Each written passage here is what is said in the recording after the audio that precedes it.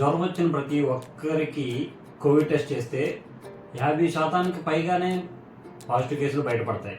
So ఈ కొత్త variant కరోనాను చూపించి ప్రభుత్వాలు న్యూస్ ఛానల్స్ భయపెట్టాలనుకుంటున్నాయా, బాధ్యతగా ఉండమని చెప్పాలనుకుంటున్నాయా? అసలు కరోనా కేసులు ఎందుకు పెరుగుతున్నాయి? వీడియో స్కిప్ చేయకుండా పూర్తిగా చూడండి. కరోనా మళ్ళీ మళ్ళీ వస్తుందా? రావడానికి ఎక్కడికి పోలేదండి. కరోనా అనేది వచ్చింది, ఎప్పటికీ ఎక్కడికి పోదు. ఖచ్చితంగా జనాల మధ్యలోనే ఉంటుంది. ప్రతి సంవత్సరం కొత్త కొత్త వేరియంట్లు వస్తూనే ఉంటాయి. ఒకప్పుడు మలేరియా వచ్చింది, ఇప్పటికీ కొన్ని కేసులు, ప్రతి సంవత్సరం కొన్ని కేసులు వస్తూనే ఉన్నాయి. డెంగ్యూ వచ్చింది, ఇప్పటికీ కొన్ని కేసులు వస్తూనే ఉన్నాయి.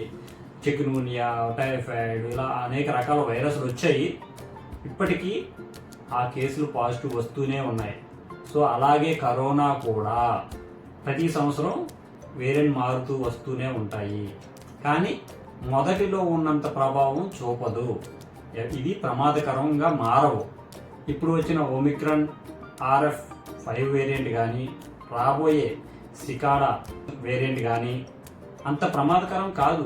భయపడొద్దు, అలాగని అజాగ్రత్తగా ఉండొద్దు. జాగ్రత్తలు తీసుకోవాలి. మనం తీసుకోవాల్సిన జాగ్రత్తలు తీసుకుంటే ఈ కరోనా రాదు, సీజనల్ ఫీవర్స్ కూడా రావు. ఏం తీసుకోవాలి జాగ్రత్తలు? తినే ఆహార పదార్థాల విషయంలోనూ తాగే నీటి విషయంలో జాగ్రత్త తీసుకుంటే 90% ఎటువంటి జబ్బులు రావు. ఈ వర్షాకాలం, శీతాకాలంలో అందరూ గోరువెచ్చని నీళ్ళే తాగండి. తినే ఆహార పదార్థాల విషయంలో జాగ్రత్తగా ఉండండి. మీ ఇమ్యూనిటీ పెంచుకోండి. కరోనా విషయంలో అసలు భయపడొద్దు. ఇలాంటి మరిన్ని విషయాలు తెలుసుకోవడం కోసం మన ఛానల్ ఫాలో అవుతూ ఉండండి. వీడియో లైక్ చేసి షేర్ చేయడం మాత్రం మర్చిపోకండి. Thank you.